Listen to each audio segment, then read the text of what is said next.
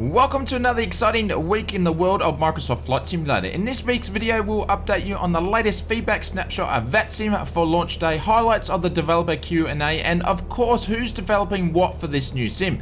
So if you want to stay up to date with the latest Microsoft Flight Simulator news, this video starts now.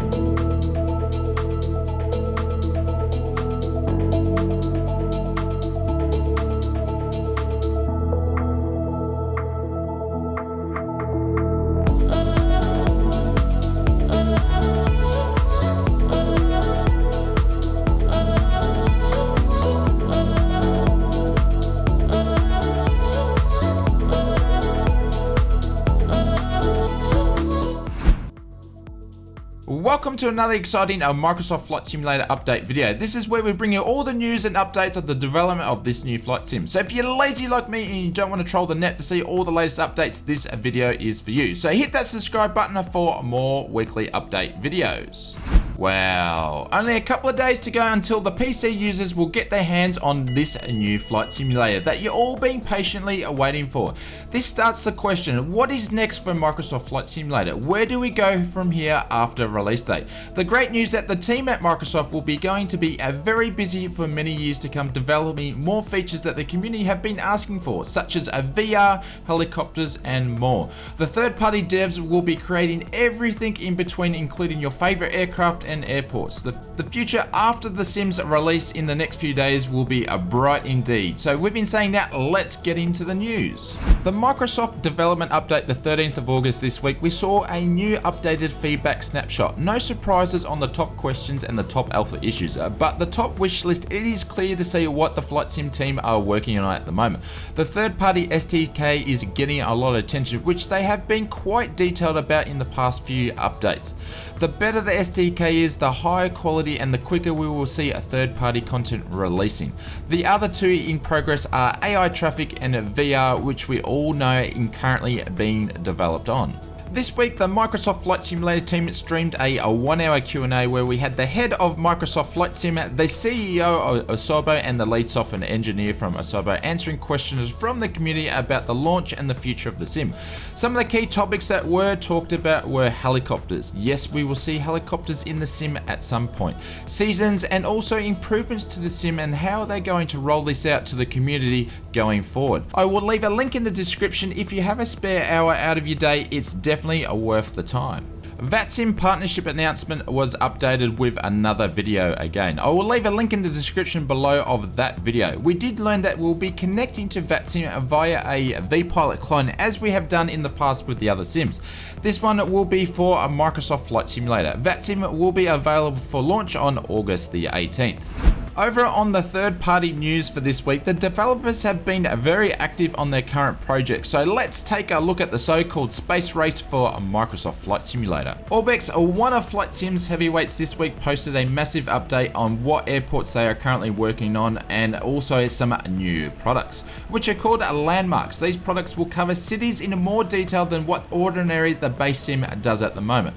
Orbex also announced at launch or soon after they will have several products from the Orbex team which will be available to buy through the Orbex store or the upcoming Microsoft Flight Simulator marketplace. The prices of these launch products will be under the $20 US mark and even cheaper if you purchase them already in the other sims. 8 products were shown, including London City, Landmarks London City Pack,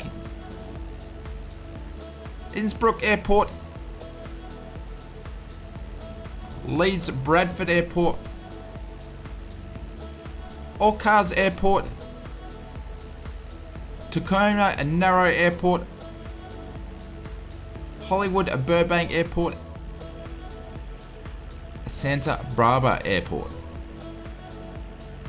Tailstroke Designs have released a few preview shots of their first Microsoft Flight Simulator project, being Reggio Calabria Airport, LICR. I probably butchered the pronunciation, but at this stage there is no more news, just only some early preview shots at this stage. FS2 Crew have announced this week a Flight Crew A320 button control for Microsoft Flight Simulator. Button control will work with the default A320 and is essentially a virtual co-pilot to accompany you on your flights.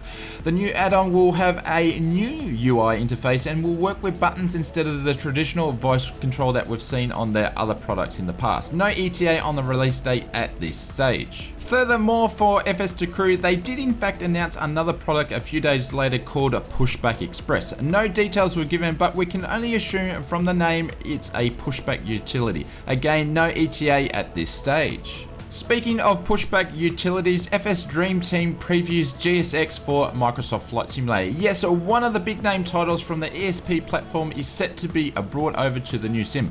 Not much details were given except some detailed preview shots. No ETA on release date on this one as well. Flight Sim Studios have previewed some shots of their up-and-coming Microsoft product, Vancouver Airport scenery. At this stage, Vancouver is in a very early works and in progress, and again, no details on the ETA. More preview shots this week are from Aerosoft of their up-and-coming airport of Microsoft Flight Simulator, Brussels Airport. These are still a work in progress at this stage, but from the shots, they are high-level detail, and it seems they are a fair way through the development, so we'll keep you posted on this one as well. Pilots have previewed their first product for Microsoft Flight Simulator, which is Alicante Airport. I probably mispronounced that name as well. Again, no more details, just then the high detail preview shots featuring the terminal buildings, and again, no ETA on release from the pilots team. Navigraph this week comments on their plans for Microsoft Flight Simulator. They did this through a 9-minute plus video. Magnus from Navigraph in the video talked about how their products will work with the new sim, and also a brief overview of how they will support other developers who use their datasets with the new sim. I will leave a link in the description to where you can find the full video. India Fox Echo previews some shots of their Runturn Long EZ for Microsoft Flight Simulator. The Long EZ is an experimental aircraft that has been designed with performance and efficiency in mind. The developers are planning on testing the Long EZ in the final version of the new sim. Once the tests are complete, the aircraft will be available on SimMarket. And in the last third-party development news for this week is the eye candy of the skies, Carinado, who have previewed their first two aircraft that will be taking to the new sim, the Cessna 182 Turbo Skyline and also the Mooney Ovations. Carinado have not released any release dates just yet for the Skyline or the Mooney, however they have hinted it will be ready soon. The next update from the Microsoft Flight Simulator team will be on the 20th of August, and yes, this will be the first update after the sim has launched, and of course we will bring you as much preview build content here at the channel in the lead up to the release of the Microsoft Flight Simulator. If you liked this video, please smash that blue thumbs up button as it really helps out the video, and if you're new to the channel and you want to stay up to date with all the latest Microsoft Flight Simulator development news and insights, please click that subscribe button. Only a couple of more days to go until some of you will be able to take to the skies in this new sim.